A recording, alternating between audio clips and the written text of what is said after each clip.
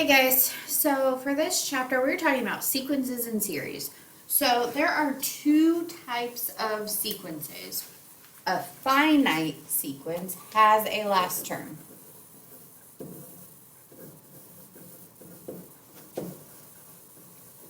So for example, 2, 4, 6, 8. And that's it. That's our last term. Versus an infinite sequence which continues forever.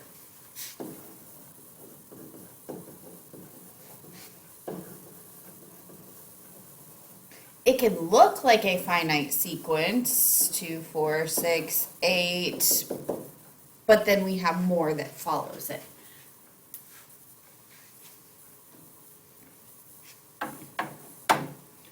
So for this, we're just talking domain and range here.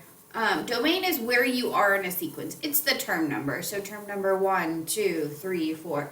And at term number 1, our range is 4. Term 2 is 6. Term 3 is 8. Term 4 is 10. So what number is sitting in that position? That's the term value. Just for our generic terms, we use in and a sub in when we're referring to the domain or the term number and the range or the term value. So example 2 says write the first 6 terms of the sequence. So all that means is that we're plugging in 1 for our term number. So for in, we plug in 1. So for a sub 1, it would be 5 minus 1, which would be 4. And then for a sub 2, it would be 5 minus 2, which is 3. And so on. So the first 6 terms, 2, 1, 0, and negative 1. So and you can write all of that out if you want. A sub 2, a sub 3, a sub 4, a sub 5, a sub 6. All right, for this next one, same thing. We're plugging it in.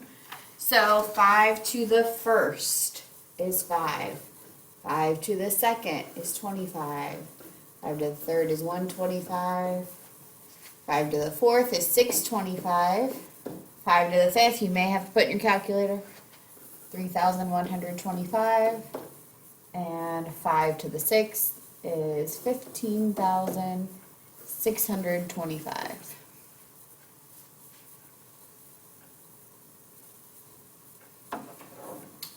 Example 3 says describe the pattern and then write the next term and then write the rule for the nth term. So to describe the pattern, what I notice is happening here for A is that 2 is always the numerator,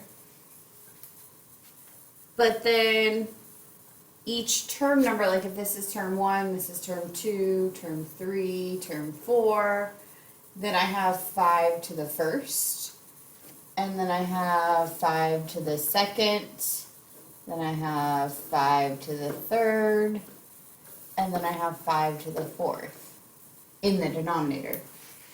So then for our next term, it would be 5 to the fifth. So 2 over 5 to the fifth, or 3,125.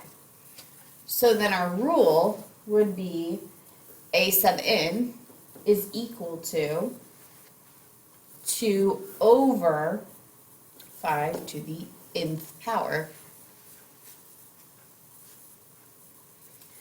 So for 2, well, I notice that I have odd numbers.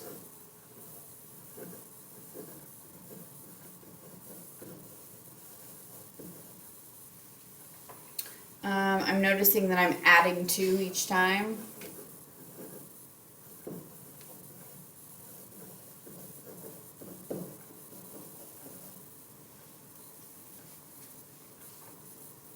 So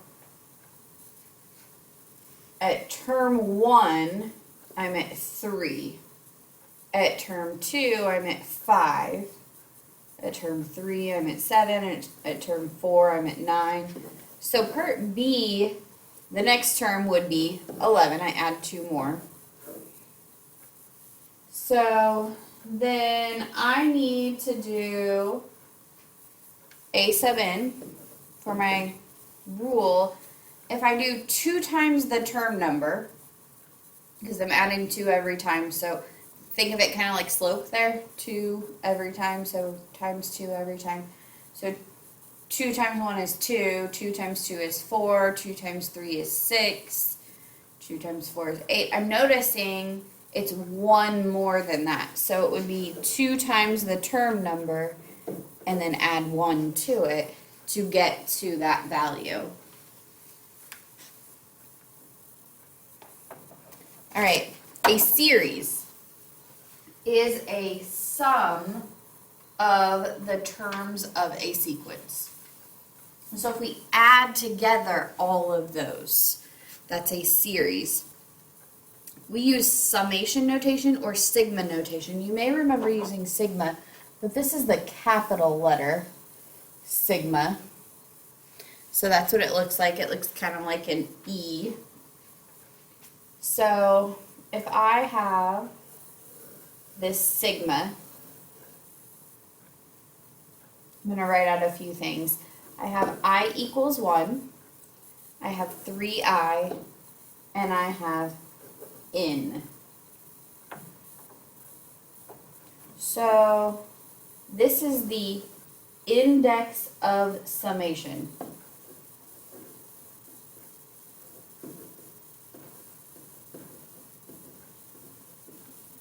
That's what it's called, the index of summation. This is the lower limit.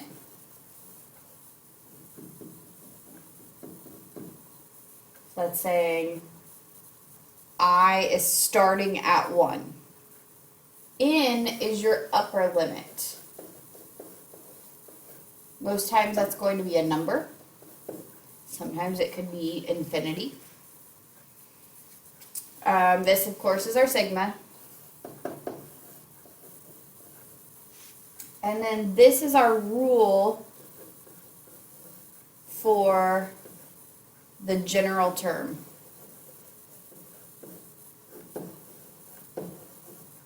So let me show you an example of how we write this and how it forms. So if we start with I being 1, 3 times 1 would be 3. And then I is 2, then it would be 3 times 2 is 6. If I is 3, 3 times 3 is 9. I is 4, 3 times 4 is 12. I is 5, 3 times 5 is 15. So for a series, we are adding all of these values. And this one would have an answer here. It would give us a value. But if we write this back in our summation notation, we started at 1, and our rule was 3i.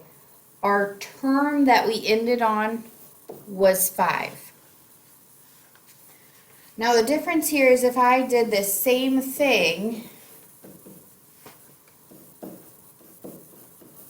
except I said plus ... and it continued, then this looks exactly the same, and I'm going to move this guy over here so I have a little more space, except for one piece. So we still start at 1.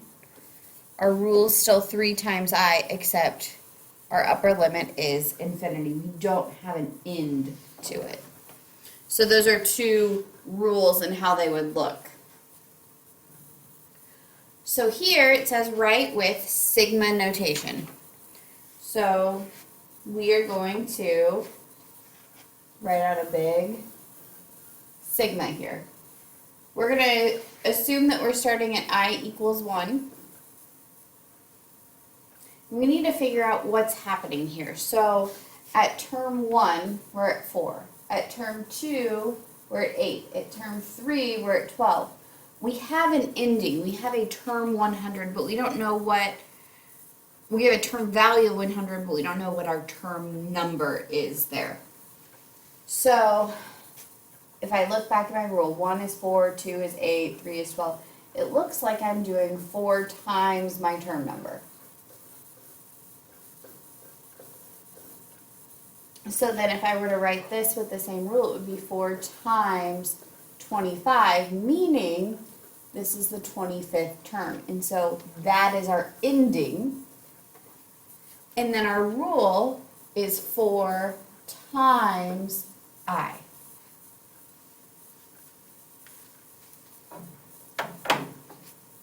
Okay, for this one down here, here's our sigma.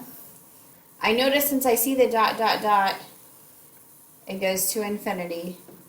I equals 1 is where we're starting, so we're going to call this term 1, term 2, term 3, term 4 is what we have. So we'll use that to help us. We need to come up with our rule. So what I notice is terms 2, 3, and 4 are all fractions. I'm going to go ahead and put 2 over 1 just to see if that helps me to see any patterns. So instead of looking at the fraction as a whole, 2, 3/4, 4/9, 5/16, I try to look at what's happening in the numerator, what's happening in the denominator. So if I look at just the numerator, I notice it's 2, 3, 4, 5. So 2, 3, 4, 5, that's going up by 1, and I notice it's just 1 more than the term number. So if my term number is 1, it's 2, term number is 2, it's 3. So I take I plus 1 to get to that numerator value. The denominator should look familiar to you as well. It's 1, 4, 9, 16. That looks like perfect squares to me. So I take the value and square it. So I squared.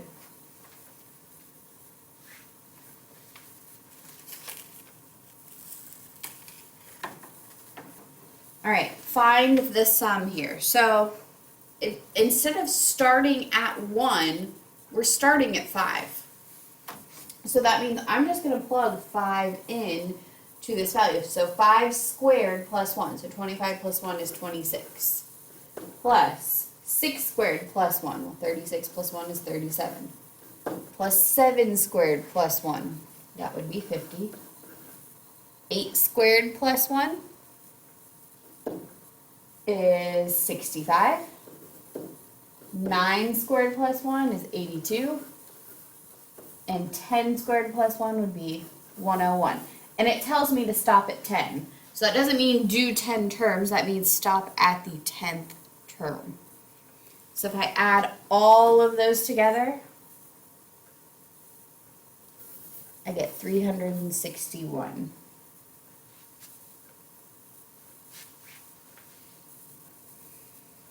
Okay, formulas for special series. So these are special cases here. So for our formulas for special series, notice I has to start at 1 every time. So we can't start at a different number. As long as I starts at 1 though, then we can use these special series here. So we look at this first one. It says I equals 1 up to some value of n. And all of these are going up to some value of n. And they can go up to any value. But it says that our rule is just 1. So what that means is that in term 1, it's 1. For term 2, it's 1. For term 3, it's 1. For term 4, it's 1. So if I add up all of those values, so here, if it ended at 4, I would get 4. So this sum is always going to be whatever the n value is. If it goes to the 100th term, it would be 100. If it goes to the millionth term, it would be 1 million. Because we're just adding 1 every time. This one's similar, the second one, where our rule is A. So let's say our rule is 3. For term 1, it's 3. For term 2, it's 3. For term 3, it's 3. And so on. If we add all of those together, it's going to be just whatever number that n value is times that a value. 3 plus 3 plus 3 is 9. And so that's 3 times 3 as well. All right, this one's a little more difficult to see, but when our rule is I, that means we're adding 1 plus 2 plus 3 plus 4 plus 5. We're adding the term number, basically, is our value. And our rule here then is n times n plus 1 over 2.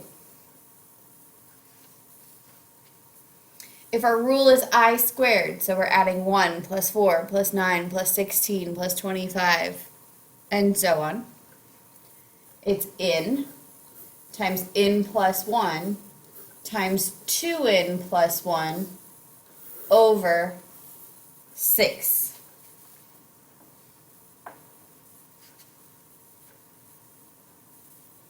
So for example 6, here's one of our special cases. So it says for I equals 1 is our starting point, we end at 8, our rule is I. So that means for term 1 it's 1, for term 2 it's 2, term 3 it's 3, term 4 it's 4, and so on. Up to term 8. Go ahead and add that together. So this is not using our special case. We get 36. Now, let's use our rule here. So it says n, which is 8, times n plus 1, which would be 9, over 2. So 9 times 8, or 8 times 9 is 72, over 2 is 36. Same thing. So our rule works. It works really well for really big numbers when it's not feasible for you to add up 1,000 numbers. That rule will work. Okay, the last piece here we'll do together. Talking through putting sequences in your graphing calculator, you can use that sigma notation, input the sequence, view the sequence term, sum the terms of the sequence. It will allow you to do all of that. So we will go over that together in class. So if you have any questions, feel free to come in and see me. Otherwise, I will see you in class.